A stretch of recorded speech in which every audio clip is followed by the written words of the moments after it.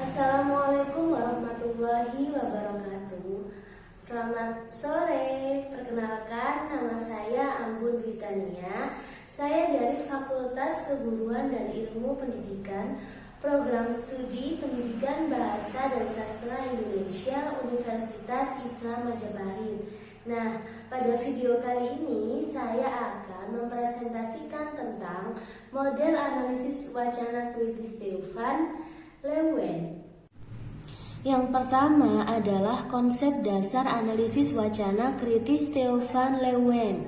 Theo van Leeuwen memperkenalkan model analisis wacana untuk mendeteksi dan meneliti bagaimana suatu kelompok atau seseorang dimarginalkan posisinya dalam suatu wacana, bagaimana suatu kelompok dominan lebih memegang kendali dalam menafsirkan suatu peristiwa dan pemaknaannya, sementara kelompok lain yang posisinya rendah cenderung untuk terus-menerus sebagai objek pemaknaan dan digambarkan secara buruk. Salah satu agen terpenting dalam mendefinisikan suatu kelompok adalah media. Lewat pemberitaan yang terus-menerus disebarkan, media secara tidak langsung membentuk pemahaman dan kesadaran di kepala khalayak mengenai sesuatu. Wacana yang dibuat oleh media itu bisa jadi melegitimasi suatu hal atau kelompok dan mendelegitimasi dan memarginalkan kelompok lain. Pusat perhatian analisis wacana kritis Theo van Leeuwen.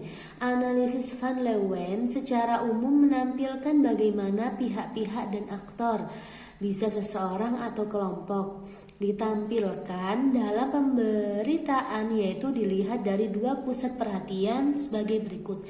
Yang pertama adalah proses pengeluaran atau exclusion. Apakah dalam suatu teks berita ada kelompok atau aktor yang dikeluarkan dalam pemberitaan dan strategi wacana apa yang dipakai untuk itu. Proses pengeluaran ini secara tidak langsung bisa mengubah pemahaman khalayak akan suatu isu dan melegitimasi posisi pemahaman tertentu. Katakanlah dalam berita mengenai perkosaan, apakah wanita dan laki-laki ditampilkan secara utuh ataukah ada pihak yang dikeluarkan dari teks? Katakanlah kalau misalnya laki-laki dikeluarkan dari teks, maka pemahaman yang muncul adalah bukan laki-laki yang salah. Perkosaan itu adalah masalah wanita itu sendiri. Merekalah yang menjadi penyebab sehingga diperkosa. Jadi, exclusion berhubungan dengan pertanyaan bagaimana proses suatu kelompok dikeluarkan dari teks pemberitaan. Yang kedua adalah proses pemasukan atau inclusion. Inclusion berhubungan dengan pertanyaan bagaimana masing-masing pihak atau kelompok itu ditampilkan lewat pemberitaan. Penjelasan pusat perhatian analisis wacana kritis Theo van Leeuwen secara rinci dapat dilihat pada slide selanjutnya ya. Nah, pusat perhatian analisis wacana kritis Theo van Leeuwen. Exclusion, ada beberapa strategi bagaimana suatu aktor atau seseorang atau kelompok dikeluarkan dalam pembicaraan, di antaranya dapat digambarkan sebagai berikut. Yang pertama, pasifasi. Exclusion adalah suatu isu yang sentral dalam analisis wacana. Pada dasarnya, ini adalah proses bagaimana satu kelompok atau aktor tertentu tidak dilibatkan dalam suatu pembicaraan atau wacana. Penghilangan aktor sosial ini untuk melindungi dirinya, misalnya dalam contoh kalimat berikut ini. Aktif. Polisi menembak seorang mahasiswa yang demonstrasi hingga tewas. Yang contoh kedua, pasif. Seorang mahasiswa tewas tertembak saat demonstrasi. Dalam kalimat pertama, berita disajikan dalam bentuk kalimat aktif. Di sini, aktor pelaku polisi disajikan dalam teks. Sebaliknya, dalam kalimat kedua, aktor tersebut hilang dalam pemberitaan. Sebab yang lebih dipentingkan dalam pemberitaan adalah objek, korban penembakan. Apa akibat buruk dari pola kalimat semacam ini? Pertama, aktor atau pelaku hilang dari pemberitaan. Wartawan dan khalayak pembaca lebih memperhatikan dan tertarik untuk melihat korban daripada pelaku. Yang kedua adalah nominalisasi. Strategi ini berhubungan dengan mengubah kata kerja verba menjadi kata benda nomina. Umumnya dilakukan dengan memberi imbuhan pean. Kenapa nominalisasi dapat menghilangkan aktor atau subjek dalam pemberitaan? Ini ada hubungannya dengan transformasi dari bentuk kalimat aktif. Dalam struktur kalimat yang berbentuk aktif selalu membutuhkan subjek. Kalimat aktif juga selalu berbentuk kata kerja yang menunjuk pada apa yang dilakukan atau proses oleh subjek. Kalau dipakai kata menembak selalu membutuhkan dua aktor, yakni siapa yang menembak dan siapa yang ditembak. Kedua hal tersebut harus ada dalam kalimat agar ia bisa berbunyi dan mempunyai arti. Sebaliknya, kata benda tidak membutuhkan subjek karena ia bisa hadir mandiri dalam kalimat kata penembakan. Tidak membutuhkan kehadiran subjek. Ia bisa hadir untuk menerangkan mahasiswa yang meninggal. Misalnya dalam contoh kalimat berikut ini. Yang pertama adalah kalimat verba. Polisi menembak seorang mahasiswa yang demonstrasi hingga tewas. Contoh kalimat nominalisasi yaitu seorang mahasiswa tewas akibat penembakan saat demonstrasi. Nominalisasi tidak membutuhkan subjek karena nominalisasi pada dasarnya adalah proses mengubah kata kerja yang bermakna tindakan atau kegiatan menjadi kata benda yang bermakna peristiwa. Yang ketiga, penggantian anak kalimat. Penggantian subjek juga dapat dilakukan dengan memakai anak kalimat yang sekaligus berfungsi sebagai pengganti aktor. Dalam pemberitaan mengenai demonstrasi mahasiswa dengan memakai anak kalimat untuk mengendalikan demonstrasi mahasiswa, maka aktor polisi bisa disembunyikan atau dihilangkan dalam teks.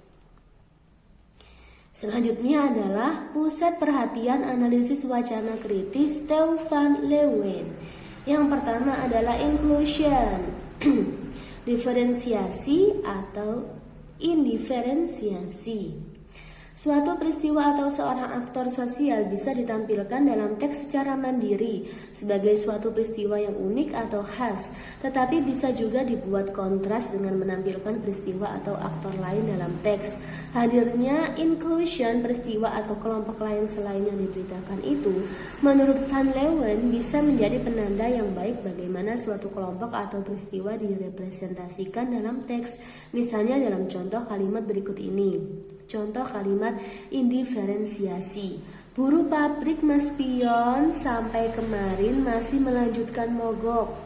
Yang kedua adalah contoh diferensiasi. Buruh pabrik Mas Pion sampai kemarin masih melanjutkan mogok, sementara tawaran direksi yang menawarkan perundingan tidak ditanggapi oleh para buruh. Dalam kalimat pertama jelas dikatakan para buruh mogok. Sementara dalam kalimat kedua ditampilkan fakta mengenai direksi yang menawarkan jalan damai kepada para buruh. Kalimat yang kedua ini secara tidak langsung membedakan antara sikap pekerja dengan para direksi. Teks ini memarginalkan posisi buruh dengan menampilkan seakan para buruh ngotot mogok. Di lain pihak ditampilkan direksi perusahaan yang lebih manusiawi dengan menawarkan perundingan. Yang kedua adalah objektivasi abstraksi. Elemen wacana ini berhubungan dengan pertanyaan apakah informasi mengenai suatu peristiwa atau aktor sosial ditampilkan dengan memberi petunjuk yang konkret atau yang ditampilkan adalah abstraksi. Misalnya antara kalimat dengan objektivasi dengan abstraksi berikut. Contoh kalimat objektivasi. PKI telah 2 kali melakukan pemberontakan. Yang kedua adalah contoh abstraksi yaitu PKI telah berulang kali melakukan pemberontakan. Yang ketiga, nominasi kategorisasi. Dalam suatu pemberitaan mengenai aktor atau seseorang atau kelompok atau mengenai suatu permasalahan sering kali terjadi pilihan apakah aktor tersebut ditampilkan apa adanya ataukah yang disebut adalah kategori dari aktor sosial tersebut. Kategori ini bisa macam-macam yang menunjukkan ciri penting dari seseorang, bisa berupa agama, status, bentuk fisik dan sebagainya. Kategori itu sebetulnya tidak penting karena umumnya tidak akan mempengaruhi arti yang ingin disampaikan kepada khalayak. Bandingkan misalnya 2 kalimat berikut. Kalimat nominasi. Seorang laki-laki ditangkap polisi karena kedapatan membawa obat-obatan terlarang. Contoh kategorisasi, seorang laki-laki kulit hitam ditangkap polisi karena kedapatan membawa obat-obatan terlarang.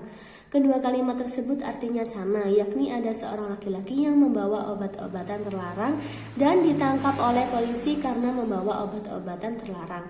Pemberian kategori berkulit hitam sama sekali tidak merupakan tambahan informasi yang berguna siapa sebetulnya laki-laki itu. Selanjutnya, Pusat Perhatian Analisis Wacana Kritis Theo van Leeuwen. Yang keempat, ini adalah kelanjutan dari tadi ya. Yang keempat yaitu nominasi identifikasi. Strategi wacana ini hampir mirip dengan kategorisasi, yakni bagaimana suatu kelompok, peristiwa atau tindakan tertentu didefinisikan. Bedanya dalam identifikasi, proses pendefinisian itu dilakukan dengan memberi anak kalimat sebagai penjelas. Misalnya pada contoh berikut ini. Contoh nominasi. Seorang wanita ditemukan tewas diduga sebelumnya diperkosa. Contoh identifikasi, seorang wanita yang sering keluar malam ditemukan tewas diduga sebelumnya diperkosa. Nah, sekarang yaitu kelima, determinasi dan identiminasi. Dalam pemberitaan seringkali aktor atau peristiwa disebut secara jelas, tetapi seringkali juga tidak jelas atau anonim. Anonimitas ini bisa jadi karena wartawan belum mendapatkan bukti yang cukup untuk menulis, sehingga lebih aman untuk menulis anonim. Bisa juga karena ada ketakutan struktural kalau kategori yang jelas dari seorang aktor sosial tersebut disebut dalam teks. Yang keenam adalah asimilasi individualisasi. Strategi wacana ini berhubungan dengan pertanyaan apakah aktor sosial yang diberitakan ditujukan dengan jelas kategorinya ataukah tidak. Asimilasi terjadi ketika dalam pemberitaan bukan kategori aktor sosial yang spesifik yang disebut dalam berita, tetapi komunitas atau kelompok sosial di mana seseorang tersebut berada. Misalnya dalam suatu demonstrasi mahasiswa di Jalan Cendana yang menuntut Soeharto diadili. Dalam demonstrasi itu, Adi seorang mahasiswa tertembak oleh polisi yang bernama Parman. Peristiwa itu dapat diberitakan dengan menyebut kategori mahasiswa dan polisi itu secara jelas. Dapat juga diberitakan kumpulan mahasiswa dan polisi sebagai berikut. Contoh individualisasi. Adi, mahasiswa Trisakti tewas ditembak Parman, seorang polisi di Cendana kemarin. Contoh kalimat asimilasi. Mahasiswa tewas ditembak polisi dalam demonstrasi di Cendana kemarin. Nah, kalimat pertama adalah bentuk individualisasi karena di sana kategori mahasiswa disebut secara jelas. Kalaupun misalnya tidak disebut dalam teks berita, tetaplah menegaskan bahwa yang meninggal dalam demonstrasi tersebut adalah satu orang mahasiswa. Hal ini berbeda dibandingkan kalimat kedua dalam bentuk asimilasi. Dalam kalimat ini tidak disebut Adi, mahasiswa yang meninggal, tetapi yang diacu adalah komunitas yang bernama mahasiswa. Demikian juga dengan Parman, yang disebut adalah polisi. Memang benar Adi adalah mahasiswa dan Parman adalah polisi, tetapi dengan membentuk kalimat dalam bentuk asimilasi, kesan yang ditangkap khalayak menjadi berbeda. Yang ketujuh adalah asosiasi disosiasi. Strategi wacana ini berhubungan dengan pertanyaan apakah aktor atau suatu pihak ditampilkan sendiri ataukah ia dihubungkan dengan kelompok lain yang lebih besar. Ini adalah proses yang seringkali terjadi tanpa kita sadari. Pusat Perhatian Analisis Wacana Kritis Theo van Leeuwen. Kerangka analisis. Theo van Leeuwen ini dalam menganalisis wacana pemberitaan suatu berita, van Leeuwen membangun suatu model yang secara umum menggambarkan bagaimana aktor ditampilkan dalam pemberitaan. Van Leeuwen amat peka dengan kemungkinan marginalisasi atau penguncilan aktor seseorang atau kelompok dalam pemberitaan. Menurut Van Leeuwen, ada dua hal yang perlu diperhatikan ketika kita memeriksa aktor sosial dalam pemberitaan tersebut. Yang pertama, eksklusi, apakah dalam teks berita itu aktor sosial dihilangkan atau disembunyikan dalam pemberitaan. Dan yang kedua adalah inklusi, bagaimana aktor yang disebut itu ditampilkan dalam pemberitaan. Sekian dan terima kasih untuk video hari ini, mudah-mudahan bermanfaat. Jangan lupa untuk like, comment, share, dan subscribe channel ini. Semoga bermanfaat untuk kalian semua. Terima kasih. Wassalamualaikum warahmatullahi wabarakatuh.